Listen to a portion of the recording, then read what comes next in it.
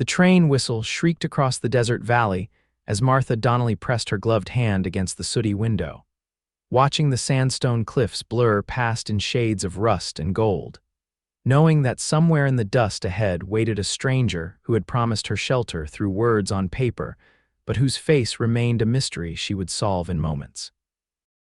The year was 1882, and the Utah Territory stretched out before her like an endless ocean of sage and stone, beautiful and terrifying in equal measure. The conductor called out Marysvale in a voice worn rough by tobacco and years, and Martha stood on trembling legs, smoothing the wrinkles from her navy traveling dress with hands that would not quite steady themselves. 23 years old and already a widow, she had left behind the crowded streets of Philadelphia and the pitying glances of neighbors who whispered about poor Martha Donnelly, whose husband had died in a factory accident after only 8 months of marriage. The pension had been meager, her prospects dimmer still, and when she had seen the advertisement in the newspaper seeking a bride for a rancher in the Utah Territory, something desperate and hopeful had seized her heart. His letters had been simple, direct, but not unkind. Bennett Vaughn wrote about his ranch 15 miles outside of Marysvale, about the cattle he raised and the land he worked with his own hands. He had lost his wife to fever 3 years prior, he explained without elaboration, and the loneliness of the high desert had become too much to bear. He needed a partner, someone strong and willing, and he promised in return to provide for her, protect her, and treat her with respect. He had not mentioned love, but Martha had not expected him to. Love was a luxury, and she had learned that survival mattered more. The train lurched to a stop with a screech of metal on metal that set Martha's teeth on edge. She gathered her carpetbag and the small trunk that contained everything she owned in the world and made her way down the narrow aisle past other passengers who barely glanced her way. The conductor helped her down the steep steps, and then she was standing on the wooden platform with dust swirling around her hem, and the sun beating down with an intensity that made Philadelphia's summer seem gentle as spring rain. Marysvale was smaller than she had imagined, a collection of wooden buildings clustered along a single main street with the mountains rising behind them in layers of purple and blue. The air smelled of creosote and horse manure, and something sharp she could not name. A handful of people moved along the boardwalks, and a wagon rattled past, but the town had the feeling of a place holding its breath between moments of true life. Martha scanned the platform, looking for a man who might be looking for her. Her heart hammered against her ribs as the other passengers dispersed, claimed by waiting family or walking off with the confidence of those who knew their destination. The platform emptied until she stood alone with her trunk at her feet, and panic began to creep up her spine with cold fingers. Had he changed his mind? Had something happened to prevent him from meeting her? Worse still, was this some cruel joke, a way to lure a desperate woman across the country only to abandon her in a strange place with no means of return? Then she saw him. He stood at the edge of the platform near the stairs, a tall man in worn denim and a dusty hat pulled low over his eyes. He was not moving, simply watching her with a stillness that seemed part of the landscape itself, as though he had grown up from the red earth like the juniper trees that dotted the hillsides. Martha met his gaze, and even from this distance she could see his eyes, a light color that might have been blue or gray, studying her with an intensity that made her feel exposed and seen in a way that should have frightened her, but somehow did not. She lifted her chin and walked toward him, her boots clicking against the wooden planks. As she drew closer, she took in the details of Bennett Vaughn. The weathered face that spoke of years under the harsh sun, the broad shoulders and calloused hands, the way he held himself with a quiet strength that needed no boasting. He was perhaps 30, give or take a year, with dark hair that curled slightly at his collar and a mouth set in a line that might have been stern except for something in those eyes that softened the impression. "Martha Donnelly," she said, stopping a few feet away. It was not a question. "Bennett Vaughn," he replied, and his voice was deep and rough like stones tumbling in a river. He removed his hat, revealing more of his face, and gave her a slight nod that she thought might be the Western equivalent of a bow. You had a safe journey, I hope." "Long," Martha said, "but safe enough." He studied her for another moment, and she wondered what he saw. She was not beautiful in the classical sense, she knew. Her face was too angular, her mouth too wide, her figure too slender. But her dark hair was thick and shining where it swept back from her face, and her brown eyes were clear and direct. She had been told once that she had an honest face, and she hoped that would be enough. "You are younger than I expected," Bennett said finally. "I am 23, as I wrote in my letters. I know, I suppose I thought 23 would look different." He seemed uncomfortable suddenly, as though he had not meant to speak the thought aloud. "Your trunk there?" "Yes." He moved past her to lift it with an ease that spoke of significant strength, hoisting it onto one shoulder as though it weighed nothing at all. "Wagon is this way. We have a ride ahead of us." Martha followed him down the platform stairs and into the street where a sturdy wagon waited, hitched to two horses that stood patiently in the sun. Bennett loaded her trunk into the back alongside supplies he had evidently purchased in town: sacks of flour and beans, coils of rope, a new axe handle. He turned to help her up onto the seat, his hand firm under her elbow, and then he was climbing up beside her and taking the reins. They pulled away from town without ceremony, the horses settling into an easy walk that carried them south along a dusty road that wound between hills covered in sage and rabbit brush. For a long time neither of them spoke, and Martha found herself hyper-aware of the man beside her, the way he held the reins with casual competence, the set of his jaw, the way his eyes never stopped moving as he scanned the landscape ahead and around them. "You are probably wondering what kind of man advertises for a bride," Bennett said suddenly, breaking the silence. Martha turned to look at him. "I am wondering what kind of life waits for me," she said honestly. "The man matters less than the truth of his promises." Something flickered across his face, an expression too quick to read. "Fair enough. I promised you shelter, and I have that. The ranch house is not fancy, but it is solid. 2 rooms plus a loft. I built it myself 6 years ago when I first claimed the land. I promised you food and provision, and I have cattle enough to sell each year for income, plus chickens and a vegetable garden that does well when the water holds out. I promised you respect, and I will give you that too, though I suppose you will have to judge that for yourself over time. And you mentioned in your letters that you have no other family here," Martha said. "None living. My parents came west in '53, settled near Salt Lake City. They died when I was 17, typhoid. I worked for other ranches until I had enough to start my own place. My wife, Sarah, she was a local girl. We had 2 years together before the fever took her." He said this last part without emotion, but Martha sensed the old pain beneath the words. "I am sorry for your loss, and I for yours." He glanced at her briefly. "A factory accident, you said." "The machinery was not properly maintained. There was an explosion. 3 men died that day, my husband among them." Martha looked down at her hands folded in her lap.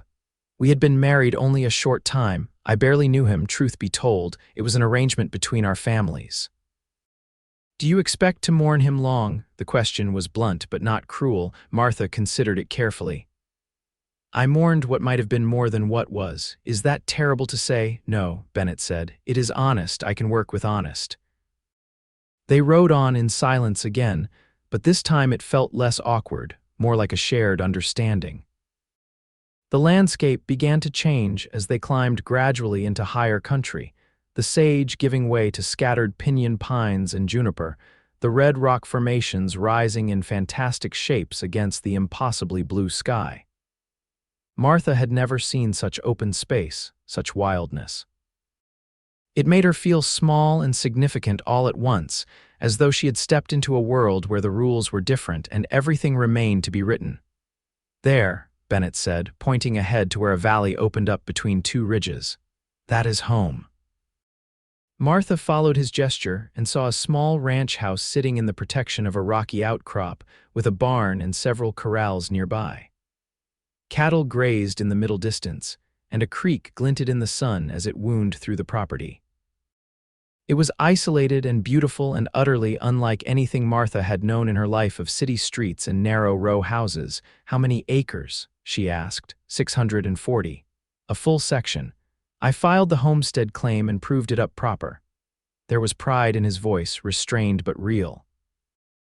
As they drew closer, Martha could see the details. The stone chimney rising from the house, the vegetable garden fenced against deer and rabbits, chickens pecking in the yard, a dog that came bounding toward them barking a greeting. Bennett pulled the wagon up near the house and set the brake, then jumped down and came around to help Martha descend. The dog, a mottled mix of several breeds, danced around them excitedly. "That is Ranger," Bennett said. "He is friendly but has no manners to speak of." Martha held out her hand for the dog to sniff, and he immediately tried to lick her fingers. She found herself smiling despite her nervousness. "Hello, Ranger." Bennett was already unloading her trunk, carrying it toward the house. Martha followed, her heart beating fast as she prepared to cross the threshold of what would now be her home. The door was unlocked. He simply pushed it open and stepped inside, and Martha entered behind him into a dim interior that smelled of wood smoke and coffee. The main room served as kitchen and living area combined, with a cast iron stove in one corner, a sturdy table with 4 chairs, a few shelves holding dishes and supplies, and 2 comfortable-looking chairs positioned near the fireplace. Everything was clean and orderly, almost austere in its simplicity, but Martha could see the craftsmanship in the furniture, the care taken in the construction. "That door leads to the bedroom," Bennett said, nodding toward a doorway on the right.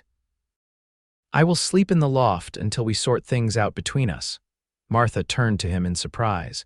"I assumed we would marry immediately. We will when you are ready. Reverend Carlson comes through once a month. He will be here in 2 weeks. But I will not force you to share my bed before you know me well enough to make that choice willingly." He met her eyes steadily. "I know I brought you here under the premise of marriage, and that still stands. But I figure 2 weeks of living under the same roof, working side by side, will tell us both if we can make a life together. If at the end of that time you want to go back east, I will pay your passage and give you enough money to start over somewhere else." Martha stared at him, unsure what to make of this unexpected courtesy. "That is generous of you. It is practical. A marriage built on desperation alone will not last out here. We need to be partners or we will both be miserable." He set her trunk down near the bedroom door. "You take the room, settle yourself in. I need to tend to the horses and check on the cattle. There is bread and butter in the cupboard, ham in the cold box outside, coffee on the stove. Help yourself to whatever you need." He was gone before she could respond, striding back out into the sunlight with the dog at his heels, leaving Martha standing alone in the quiet house. She took a deep breath, fighting the urge to cry from sheer exhaustion and emotional overwhelm, and forced herself to move. The bedroom was small but adequate, with a real bed covered in what looked like a handmade quilt, a dresser, a washstand with a pitcher and basin, and a window that looked out toward the mountains. Martha opened her trunk and began to unpack her few belongings, hanging her 2 other dresses on pegs mounted to the wall, arranging her hairbrush and mirror on the dresser, tucking her undergarments and nightgowns into a drawer. When everything was put away, she ventured back into the main room and found the supplies Bennett had mentioned. The bread was fresh, likely purchased in town that morning, and the ham was good quality. She made herself a simple meal and sat at the table to eat it, looking around at her new home and trying to imagine a life here. It was so quiet compared to Philadelphia, where the noise of the city never really ceased even at night. Here she could hear the wind moving through the trees, the distant lowing of cattle, the creak of the house settling in the heat. It was peaceful in a way that felt foreign and yet appealing.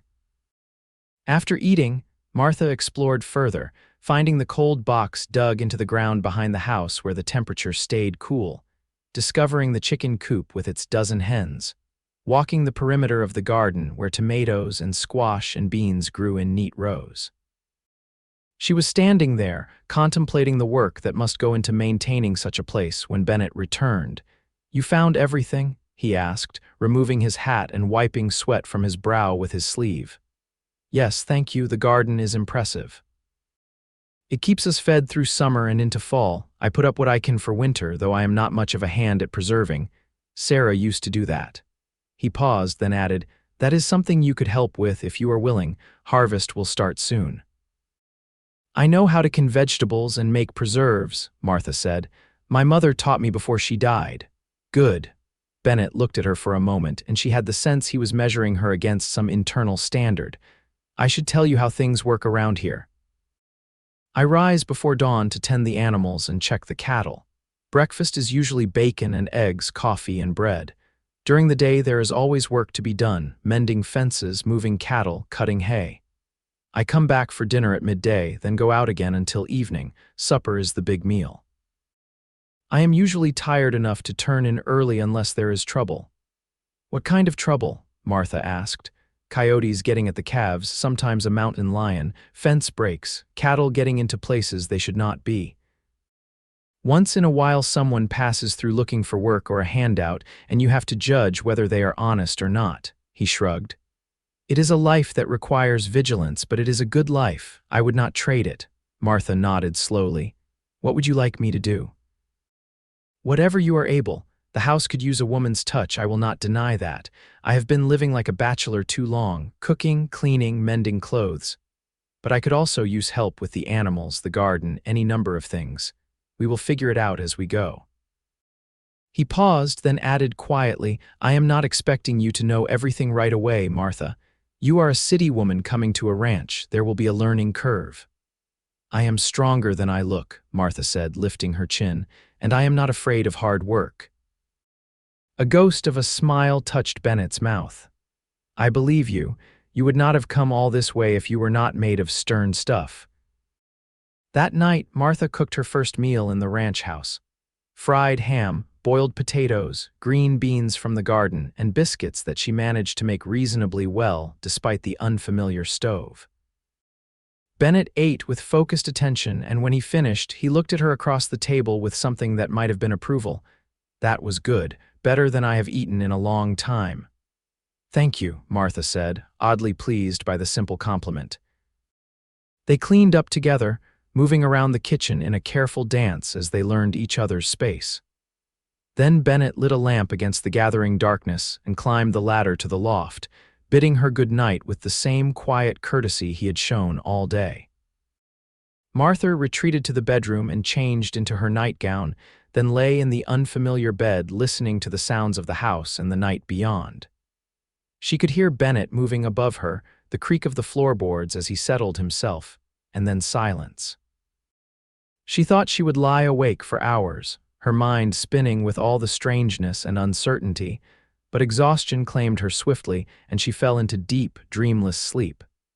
The next days fell into a pattern that became increasingly comfortable. Martha rose early, coaxed the stove into life, and made breakfast while Bennett tended the animals. They ate together as the sun rose over the mountains, painting the sky in shades of coral and gold, and then Bennett would head out to his work and Martha would tackle the house. She scrubbed floors and washed windows, beat rugs and organized shelves, transforming the austere bachelor dwelling into something that felt more like a home. In the afternoons, she worked in the garden, harvesting vegetables and pulling weeds, or tended to the chickens, collecting eggs and refreshing their water. Bennett spoke little, but she learned to read his moods in small signs. The set of his shoulders, the way he held his mouth, the look in his eyes when he came in tired from a long day.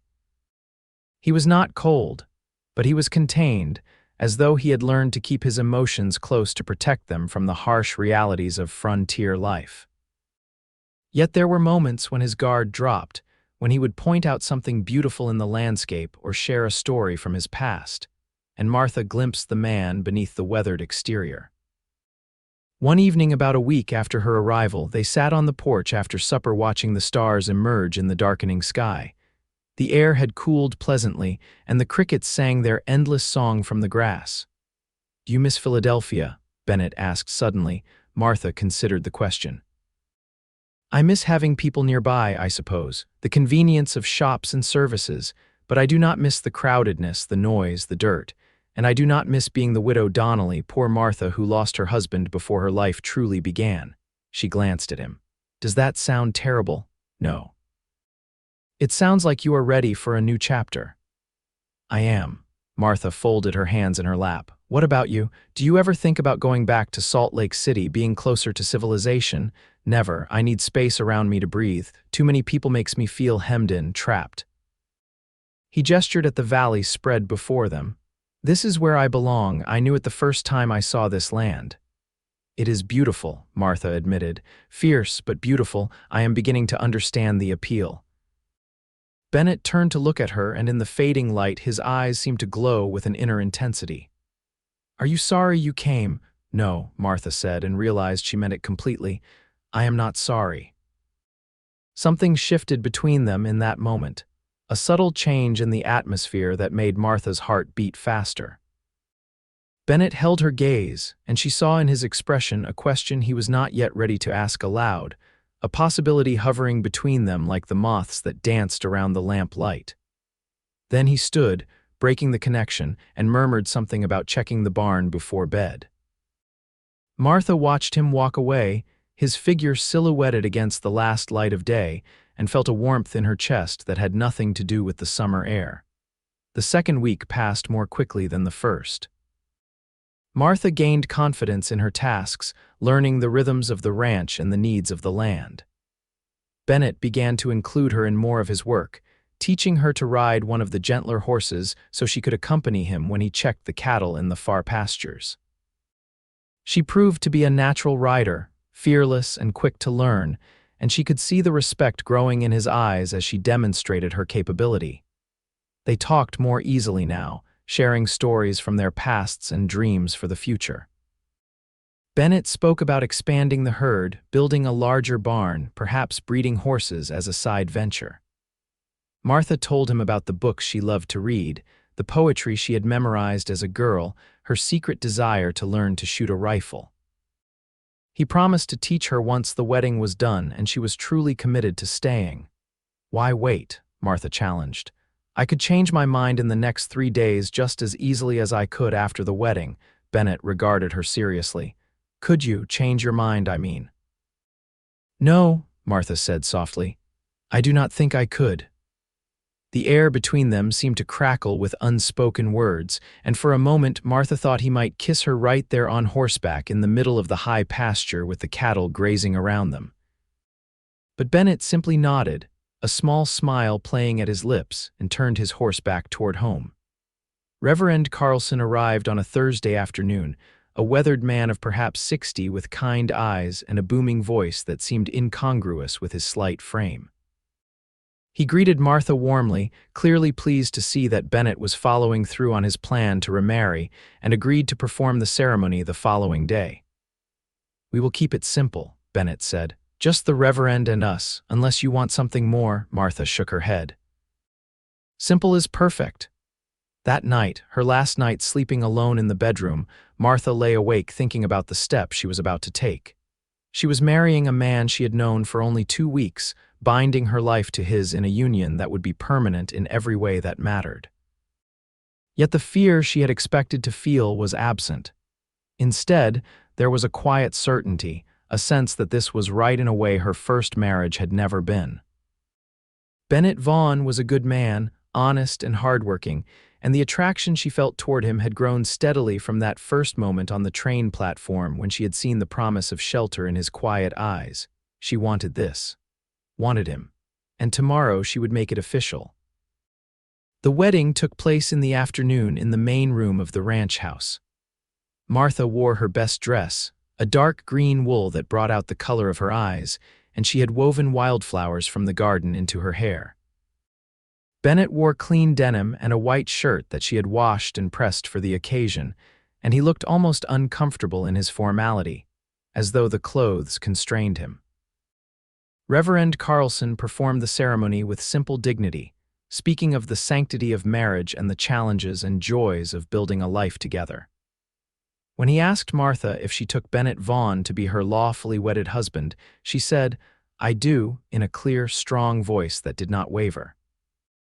Bennett's own response was quieter but equally firm, and then the Reverend was pronouncing them man and wife. "You may kiss your bride," Reverend Carlson said with a smile. Bennett stepped closer to Martha, and she tilted her face up to his, her heart pounding. His hands came up to cup her face gently, calloused palms rough against her skin, and then his lips met hers in a kiss that started soft and grew deeper, more certain. Martha felt heat flood through her body, a wanting that was entirely new, and when Bennett pulled back, she saw in his eyes the same desire reflected. Reverend Carlson stayed for supper, entertaining them with stories of his circuit through the territory, and then he took his leave, promising to return in a month. Bennett walked him out to his horse, and Martha stood in the doorway watching the sun set behind the mountains, painting the sky in violent shades of orange and purple. When Bennett returned, he paused beside her, not touching but close enough that she could feel the heat of his body. "Are you nervous?" he asked quietly. "Yes," Martha admitted, "but not afraid. Good." He took her hand, lacing his fingers through hers. "Neither am I." They went inside together, and Bennett closed the door against the night. The lamplight cast flickering shadows on the walls as he led her to the bedroom, the room that would now be theirs together. Martha's breath came fast as Bennett turned to face her, his hands moving to the buttons of her dress with surprising gentleness. "Tell me if I should stop," he said, his voice rough. "Do not stop," Martha whispered. What followed was tender and fierce at once, a claiming and a giving that left Martha breathless and changed. Bennett was patient with her inexperience, taking his time to learn what made her gasp and sigh, and when they finally came together, it was with a rightness that felt like coming home. Afterward, they lay tangled in the sheets, Martha's head on Bennett's chest, listening to the steady drum of his heartbeat. "I did not expect to feel this way," Martha said softly into the darkness. "What way?" Bennett's hand moved through her hair, fingers gentle against her scalp. "Happy." "Hopeful, like I found something I did not know I was looking for." Bennett shifted so he could look down at her, his eyes serious in the moonlight that filtered through the window. "I brought you here thinking I needed a helpmate, someone to share the work and ease the loneliness. But you are more than that, Martha. You are quickly becoming essential." Martha felt tears prick her eyes at the simple honesty of his words. "I love you," she said, the words spilling out before she could question them. "Is it too soon to say that?" "No." Bennett kissed her forehead, her cheeks, her mouth. "It is not too soon. I have been trying not to say it myself, thinking I should wait, give us time, but I love you too, Martha Vaughn. I loved you when you stepped off that train looking scared and determined all at once. I loved you when you refused to let me coddle you and insisted on pulling your weight. I love you now in my bed, in my life, in my heart." They made love again, slower this time, savoring every touch and whisper, and when they finally slept, it was wrapped in each other's arms with the certainty that they had made the right choice. The weeks that followed were full of hard work and simple joy. Harvest season began in earnest, and Martha worked alongside Bennett to bring in the vegetables, preserving them in jars that lined the shelves of the cold box. She learned to make cheese from the milk of the cow Bennett kept, to churn butter, to bake bread that rose properly in the finicky oven.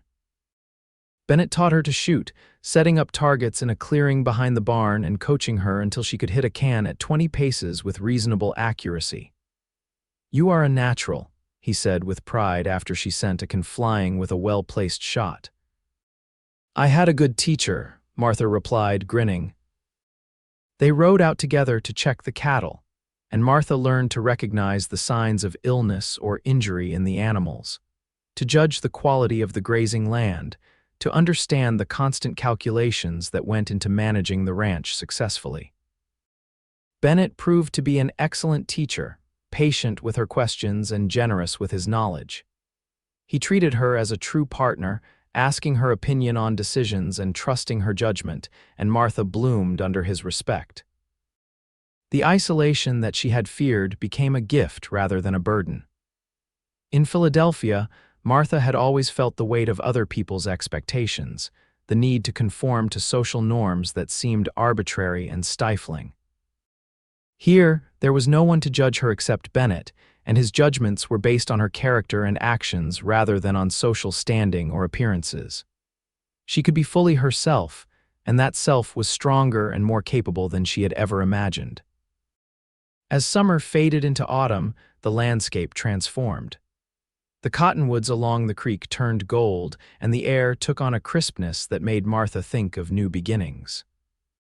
Bennett began preparing for winter, cutting and stacking firewood, repairing the barn roof, ensuring that all the fences were solid and the animals well sheltered.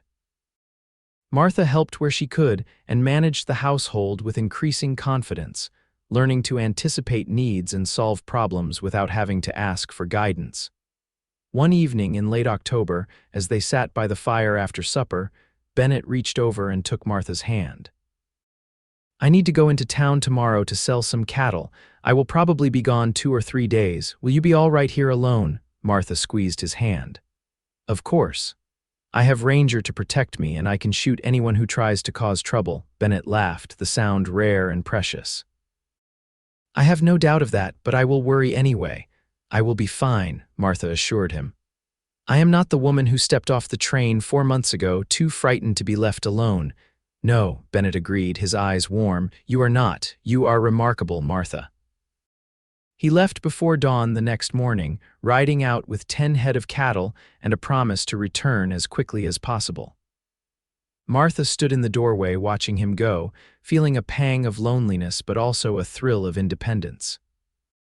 This was her home now, her responsibility, and she would prove herself capable of managing it in his absence.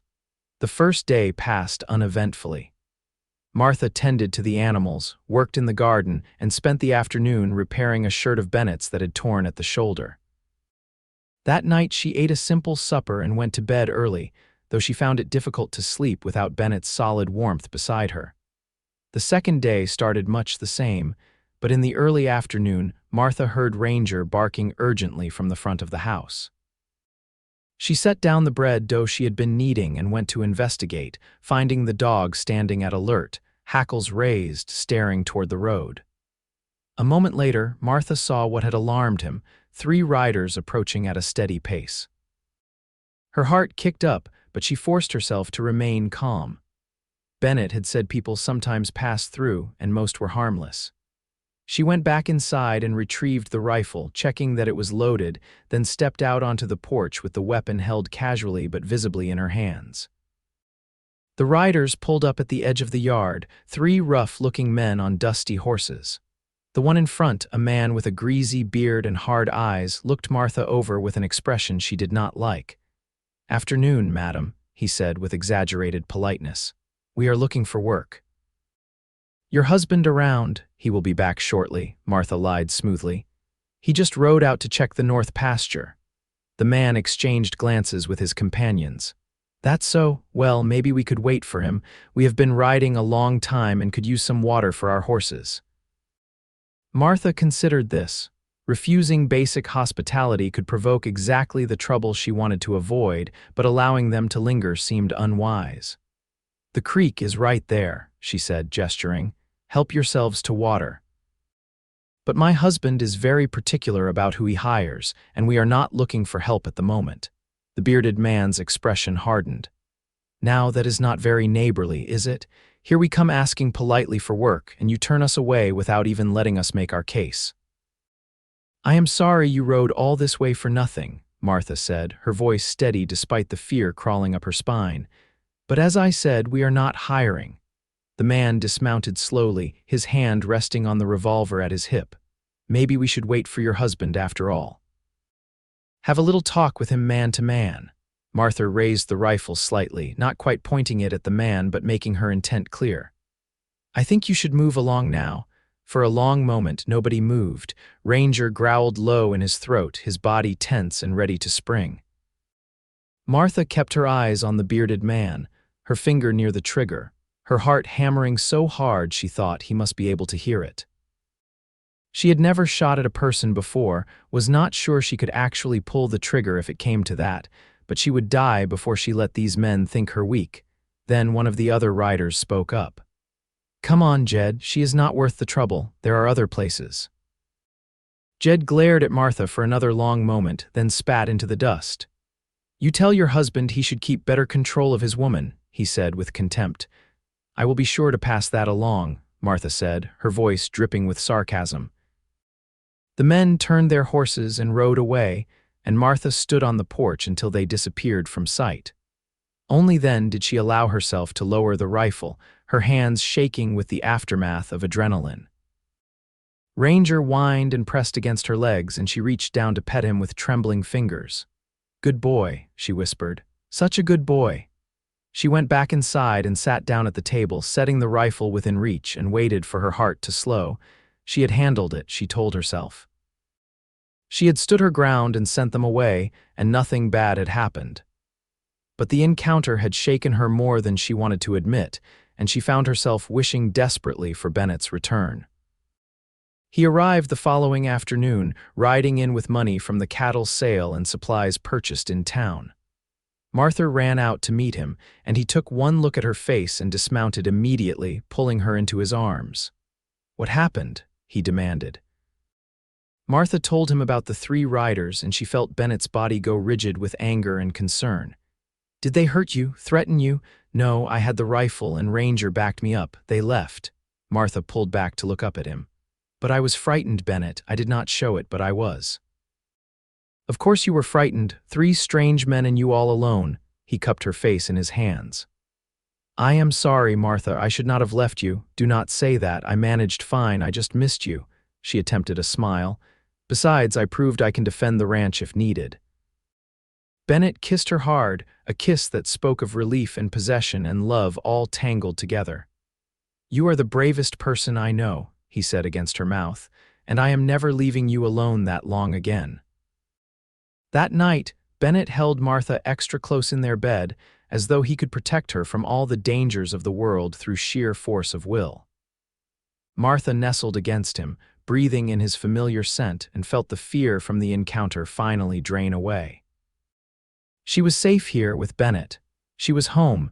As winter approached, they worked together to prepare the ranch for the cold months ahead. Bennett moved the cattle to lower pastures where they would be more sheltered from storms, and he brought in enough hay to feed them through the lean times. Martha made sure the pantry was well stocked, the quilts aired and ready, the house sealed against drafts.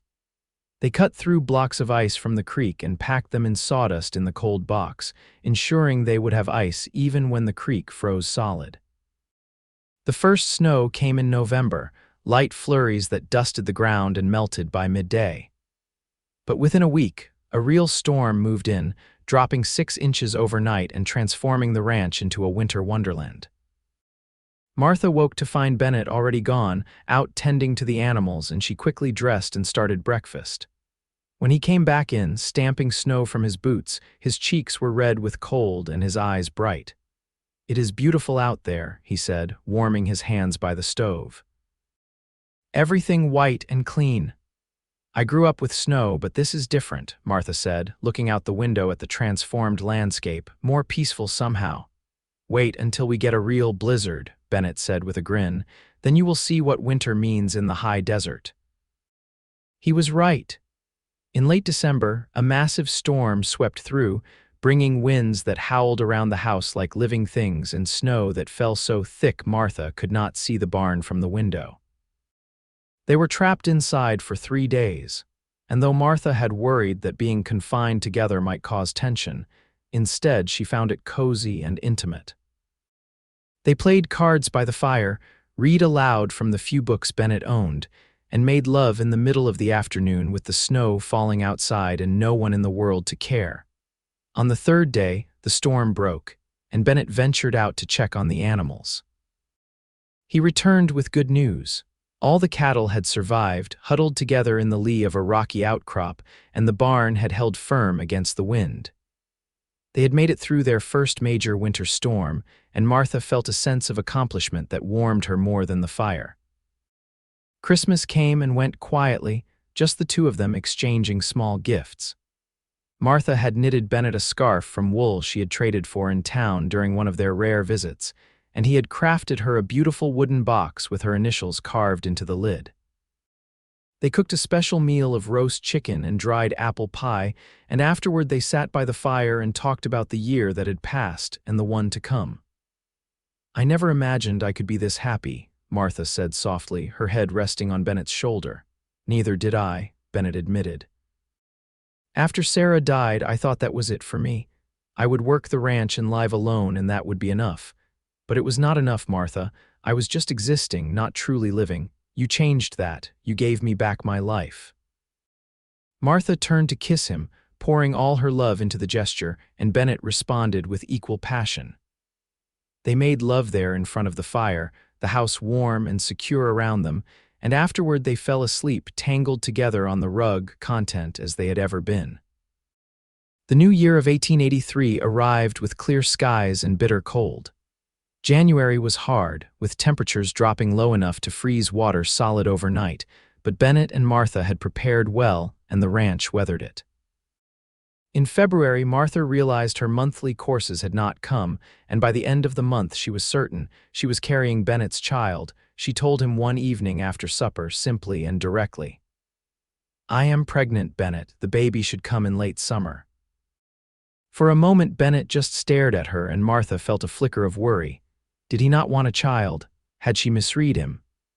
Then his face broke into the widest smile she had ever seen, and he swept her up into his arms, spinning her around despite her laughing protests. "We are having a baby," he said, his voice thick with emotion. "Martha, we are having a baby." "I am glad you are pleased," Martha said, grinning. "Pleased? I am over the moon." Bennett set her down gently, suddenly concerned. "You should sit down. Should you be standing? What do you need?" Martha laughed at his sudden anxiety. "I am fine, Bennett. Women have babies all the time. I am strong and healthy, and I have months yet before we need to worry." But Bennett worried anyway, hovering over her and trying to prevent her from doing any heavy work. Martha tolerated his concern for a few days before she put her foot down, insisting that she was perfectly capable of continuing her normal activities. They compromised. Bennett would take on some of the more strenuous tasks, but Martha would continue to work in the garden, tend the chickens, and manage the household. As her belly grew through the spring, Martha felt a deep contentment settle over her. She was creating life, bringing a new person into the world who would be part her and part Bennett, a symbol of their love and commitment. Bennett was attentive and tender, placing his hand on her belly to feel the baby kick, talking to the child through Martha's skin, planning for the future. "We will need to build another room," he said one evening, his hand resting on Martha's swollen stomach. "The child can start in a cradle in our room, but eventually they will need their own space." "Eventually we might need even more space than that," Martha said with a smile. "If we are blessed with more children," Bennett's eyes lit up. "How many children do you want?" "As many as we are given. 3, 4, a whole houseful." Martha placed her hand over his. "What about you?" "I want whatever makes you happy," Bennett said. "Though I confess the idea of several little ones running around the ranch appeals to me, teaching them to ride, to work the land, to appreciate what we have built here together." "Sons and daughters both, I hope," Martha said. "Strong girls who can shoot straight and boys who are not afraid to be gentle." "Taught by the best mother they could have," Bennett said, leaning in to kiss her. The baby came in August, after a labor that lasted through the night and into the next afternoon. Bennett had ridden to fetch the midwife, a no-nonsense woman named Mrs. Henderson who lived on a nearby ranch, and she arrived with her bag of supplies and a calm demeanor that soothed Martha's nerves. The birth was hard, as first births often are, but Martha endured it with gritted teeth and fierce determination. When the baby finally emerged, wailing loudly, Mrs. Henderson announced with satisfaction, "It is a boy, a big, healthy boy." Bennett was allowed in to see them, and when Martha saw the expression on his face as he looked down at his son, she felt her heart might burst from happiness. The baby had dark hair like both of them and a red, scrunched face that would surely become handsome once he lost the newborn squish. "What should we name him?" Bennett asked, his voice hushed with awe. Martha had been thinking about this for months. "What about Daniel, after your father?" Bennett's eyes filled with tears. "Daniel Vaughn, that is perfect, Martha." Little Daniel proved to be a good baby, nursing well and sleeping for reasonable stretches, though like all infants he had his fussy periods. Martha adjusted to motherhood with the same determination she brought to all her endeavors, learning to function on less sleep, and to accomplish tasks one-handed while holding a baby in the other arm. Bennett was a devoted father, spending every free moment with his son, and Martha often found him in the bedroom just watching Daniel sleep, a look of wonder on his face. The years that followed were full and rich. Daniel grew into a sturdy toddler with his father's quiet observation and his mother's fierce determination. When he was 2, Martha gave birth to a daughter they named Rose, a delicate baby with lighter hair who nevertheless proved to have a will of iron. 2 years after Rose came another son, James, and then 3 years later a second daughter, Clara. The ranch house expanded with additions as Bennett promised, room for all the children and the life they were building together. Martha thrived in her role as mother and rancher's wife, managing a household that seemed always in motion with the energy of young children. She taught the girls to cook and sew, and the boys to mend fences and care for animals. All 4 children learned to ride almost before they could walk, and they grew up knowing the value of hard work and the beauty of the land they called home. Bennett continued to expand the ranch, acquiring additional acreage when it became available and increasing the size of the herd. He began breeding horses as he had dreamed, producing quality stock that sold well to other ranchers and to the cavalry. Money was never abundant, but it was sufficient, and Martha took pride in the fact that they owed nothing to anyone, that everything they had was built by their own hands and determination. Through it all, the love between Martha and Bennett only deepened. They had their disagreements, as any married couple does, but they had learned early on to talk through their problems rather than letting resentment fester. They made time for each other even amid the chaos of raising 4 children, stealing moments alone when they could, and never taking for granted the gift they had found in each other. One evening, when the children were finally all in bed and the house was quiet, Martha and Bennett sat on the porch as they had so many times before, watching the stars emerge in the darkening sky. Martha was 40 now, her dark hair threaded with silver, her hands work-worn and capable. Bennett was nearing 50, his face deeply lined from years in the sun, his body still strong despite the inevitable signs of aging. "You remember the day I arrived?" Martha asked, taking Bennett's hand. "When you stood at the edge of that platform watching me with those quiet eyes." Bennett smiled. "I remember thinking you looked both terrified and brave. I remember wondering if you would run back onto that train." "I almost did," Martha admitted. "For a moment, when I saw how isolated everything was, I almost panicked.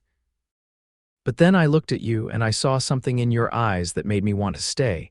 You promised me shelter, and you have given me so much more than that." "You stepped into my dust and brought life with you," Bennett said. "You turned a house into a home, a lonely man into a husband and father." "You have been my partner in every sense of the word, Martha. I could not have built any of this without you." Martha leaned her head on his shoulder, feeling the solid warmth of him, the steady beat of his heart beneath her cheek. "I love you, Bennett Vaughn. I have loved you from that first day, even when I did not know it yet. You gave me shelter, but you also gave me purpose, love, a family. You gave me everything. And you gave me reason to keep going," Bennett said, his arm tight around her shoulders. "You were the answer to a prayer I did not know how to pray." They sat in comfortable silence, watching the night deepen around them, secure in the knowledge that whatever challenges the future might bring, they would face them together. The ranch would continue, their children would grow and have families of their own, and the legacy they had built through hard work and love would endure. Years later, when Martha was an old woman with grandchildren climbing on her lap and great-grandchildren playing in the yard, she would think back to that day when she stepped off the train in Marysvale, dust swirling around her hem, and looked into the quiet eyes of a cowboy who promised shelter. She had been seeking safety and security, a practical arrangement to save herself from poverty and loneliness. What she found instead was a love that transformed her, that gave her strength she never knew she possessed, that built a legacy stretching across generations. The ranch continued to prosper under Bennett and Martha's management, and when age finally slowed them down, Daniel took over the daily operations with the same dedication his father had shown. Rose married a neighboring rancher and combined their lands, creating an even larger spread. James became a horse trader, traveling throughout the territory with stock bred on the Vaughn ranch.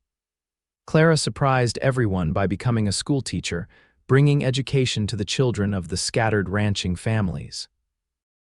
Bennett and Martha spent their final years surrounded by the family they had created, their love story becoming the stuff of family legend. The children would gather around to hear again the tale of how their mother had arrived as a mail-order bride, stepping off the train into the dust, and how their father had stood watching her with quiet eyes that promised shelter but delivered so much more. Martha passed away peacefully in her sleep at the age of 74, with Bennett holding her hand just as he had held it on their wedding day. Bennett followed her 3 months later, his heart simply giving out as though it could not bear to beat without her. They were buried on a hillside overlooking the ranch, side by side as they had lived, and their children planted a cottonwood tree over them that grew tall and strong, its leaves whispering in the wind like love songs. The legacy of Bennett and Martha Vaughn lived on in the land they had tamed, in the children they had raised, in the love they had built from dust and courage and quiet promises kept. Their story became part of the fabric of the territory, a reminder that sometimes the best things in life come from the courage to step into the unknown and the wisdom to recognize shelter when it is offered, not just in walls and roofs, but in the steady, faithful love of a good partner. The ranch remained in the family for generations, each new caretaker adding their own chapter to the story while honoring the foundation laid by the couple who started it all. The original ranch house was preserved and expanded, becoming the heart of an even larger operation, but the bedroom where Martha had first slept as a new bride, where her children had been born, where she and Bennett had loved each other through decades of marriage, that room was kept unchanged, a shrine to enduring love. The story of their love remained as constant as the seasons, as reliable as the stars, as enduring as the red rock cliffs that surrounded their valley. It was a story of courage and commitment, of two people who had taken a chance on each other and built something lasting from that leap of faith. It was a story that proved love could bloom in the harshest climates, that partnership could be as solid as the earth itself, and that sometimes the greatest adventures begin with a single step off a train into the dust, and a pair of quiet eyes promising shelter from all the storms to come. Their great-grandchildren and great-great-grandchildren would walk the same land Martha had walked, would tend cattle in the same pastures where she had learned to ride, would sit on the porch of the expanded house and watch the same sunsets she had marveled at when she first arrived. And they would know, because the story had been told and retold so many times it was woven into their very bones, that they came from strong stock, from people who had faced the challenges of frontier life with determination and grace, who had loved deeply and completely, who had built something worth preserving. In the end, Martha had found far more than shelter in Bennett's quiet eyes. She had found home, purpose, love that spanned decades, and created a legacy that would endure long after both of them had turned to dust. She had found partnership in its truest form, a joining of two souls that made both stronger. And Bennett, in turn, had found not just a helpmate but a soulmate, a woman whose courage and capability matched his own, whose love had breathed life back into a heart he thought had died with his first wife. Their story was simple in its telling but profound in its truth. That love, real love, is built not just in moments of passion but in the daily work of building a life together, in the choices to stay and commit and keep going even when things are hard, in the quiet promise of shelter that becomes a foundation for everything that matters. That was the legacy of Bennett and Martha Vaughn, mail-order bride and cowboy, two people who had taken a chance on each other and created something beautiful from dust and determination, and eyes that promised shelter and delivered home.